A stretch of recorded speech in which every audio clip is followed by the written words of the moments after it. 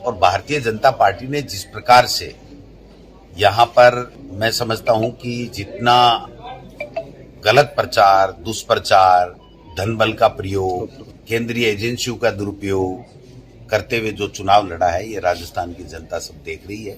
हम अभी भी आशान्वित हैं कि जो परिणाम आएंगे वो कांग्रेस के पक्ष में आएंगे, सरकार कांग्रेस की बनेगी। और सीकर जिले में जो परिणाम आ रहे हैं वो अच्छे परिणाम आ रहे हैं।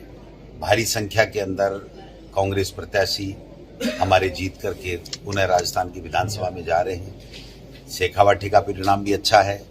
मैं समझता हूं जब पूरे राजस्थान का जो ईवीएम के बाद में पोस्टल बैलेट पेपर का जो परिणाम जुड़ करके लास्ट में परिणाम आएगा तो कांग्रेस के पक्ष में आएगा, ऐसी मैं उम्मीद कर रहा हूं। तो आप देख रहे हो देश के प्रधानमंत्री अमित शाह जी और जिस प्रकार से चुनाव प्रचार कैंपेनिंग कर रहे थे, जैसे गली गली में, मोहल्ले मोहल्ले में, गांव गांव में कितनी रोड सभाएं, कितनी एजेंसियां आई, कितना ईडी का दुरुपयोग हुआ, कितना गलत तरीके से लांछन लगाए गए।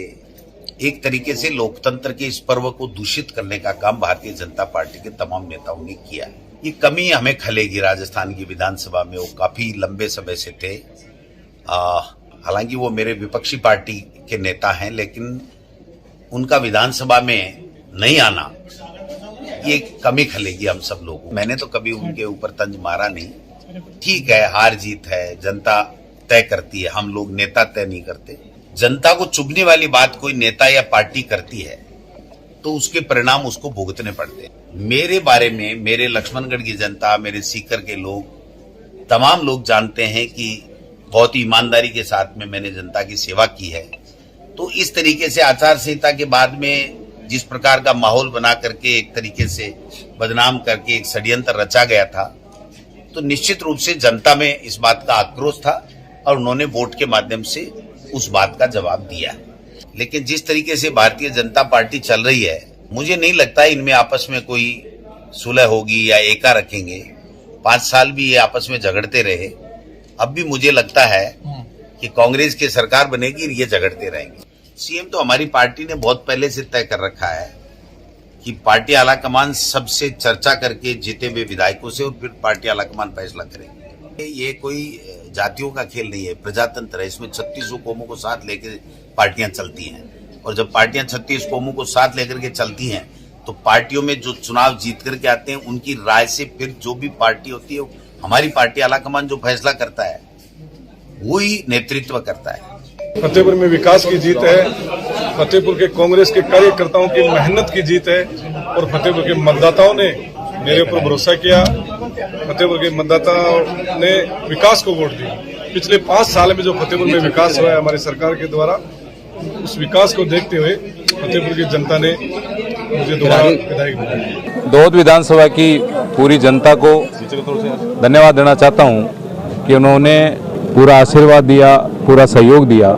जिस प्रकार की अफवाहें इस क्षेत्र में फैलाई गई, उन सबको दरकिनार करते हुए हमारे दौद की जनता ने, हमारे भारतीय जनता पार्टी के कार्यकर्ताओं ने जो मिलकर जो प्रयास, जो परिश्रम किया है, शायद मैं इसको नहीं भुला सकता। क्योंकि जिस प्रकार से हमारे कार्यकर्ताओं ने जो मेहनत की है वो वास्तव में ये जो जीत मिली है ये पूरे हमारे कार्यकर्ताओं की, हमारी दौद की जनता को है। क्योंकि मैं सोचता हूँ कि अकेला गोवर्धन कुछ नहीं कर पाता। जिस प्रकार से हमारे कार्यकर्ताओं ने दिन रात करके मेहनत की है, मैं सबको मेरी ओर से बहुत धन्यवाद देता हूं और भारतीय जनता पार्टी परिवार को भी धन्यवाद देता हूं कि मेरे पे भरोसा किया। हमारे काम जो 2018 में हमने जो छोड़े थे, उन कामों की हम वापस शुरुआत करेंगे। क्योंकि जिस प्रकार से दौद का विकास जो 5 साल में जो रुका हुआ था, उनको हम वहीं से वापस स्टार्ट करेंगे। हमारे बहुत सारे ऐसे काम, क्योंकि अब जो हमारी मुख्य समस्या है वो पानी की समस्या है। इस पानी की समस्या को हमने, क्योंकि 7,000 करोड़ रुपए हमें जो माननीय देश के प्रधानमंत्री मोदी जी को जो हमने दिए थे, वो उनको हम क्रियान्वित हम करवाएंगे जल्दी इसे, क्योंकि हमारी प्राथमिकता यही रहेगी। सबसे पहले तो मैं सीकर के आम मतदाता जो है उनको बधाई दूंगा कि आज वो जीत गए। मैं बधाई सीकर के आम नागरिकों को दूंगा, आम जन को दूंगा। मैं मेरे सभी उन कार्यकर्ताओं को जिन्होंने दिन रात एक करके और ये मेहनत की और उस मेहनत का परिणाम जो है आज एक जीत के रूप में मिला है, मैं उन्हें बधाई देता हूँ। आज मेरी जिम्मेदारियाँ और ज़्यादा बढ़ गई। कल से ही मैं अपने उसी मिशन पे लगूंगा कि सीकर एक आदर्श शहर बने, मेरी प्राथमिकता होगी। और इसमें दिन रात एक करके मेरी पूरी टीम, जो मेरे पार्षद हैं, मेरे चेयरमैन साहब हैं और सीकर के आम जन जो हैं, उनकी सलाह लूँगा कि क्या होना चाहिए सीकर में। जो भी बेस्ट पॉसिबल होगा सीकर के लिए हम करेंगे।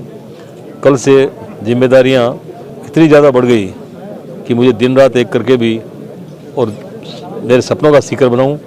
सीकर के जो सपने हैं, सीकर के आम जन के सपने, सीकर के युवाओं का सपना है, उन सारे सपनों को साकार करूं, ये मेरी प्राथमिकता होगी। मैं सभी पत्रकार बंधुओं को भी अपनी ओर से जो है शुभकामनाएं भी दूंगा, बधाई भी दूंगा और धन्यवाद भी दूंगा कि उन्होंने हर कदम पे मेरा साथ दिया। हर कदम पे उन्होंने जिस तरह से निरपेक्ष भाव से, जिस तरह से निष्पक्ष भाव से अपनी पत्रकारिता की, मैं उन्हें बधाई दूंगा और बहुत बहुत शुभकामनाएं दूंगा। बहुत बहुत धन्यवाद। बड़े बहुमत से खंडेला की जनता ने जो जनादेश दिया है, ये पूरी जीत मैं खंडेला की जनता को, सभी कार्यकर्ताओं को समर्पित करता हूं और भारतीय जनता पार्टी के पूरे परिवार को धन्यवाद करता हूं कि एक साधारण कार्यकर्ता को मुझे चुनाव लड़ने का मौका दिया। और मैं जनता को विश्वास दिलाता हूं कि इस 45-50 साल के कुशासन से आज मुक्ति हुई है, तो निश्चित रूप से खंडेला के अंदर विकास के नए आयाम स्थापित होंगे और मेरी पूरी राजनीति युवा साथियों के भविष्य को उज्जवल बनाने के लिए, उनको आगे बढ़ाने के लिए और उनको जिस क्षेत्र में आगे बढ़ना चाहते हैं उसमें अच्छा प्लेटफॉर्म देने के लिए समर्पित रहेगी। मेरा हर कदम अगली पीढ़ी को आगे बढ़ाने पर पूरा फोकस रहेगा और खंडेला के अंदर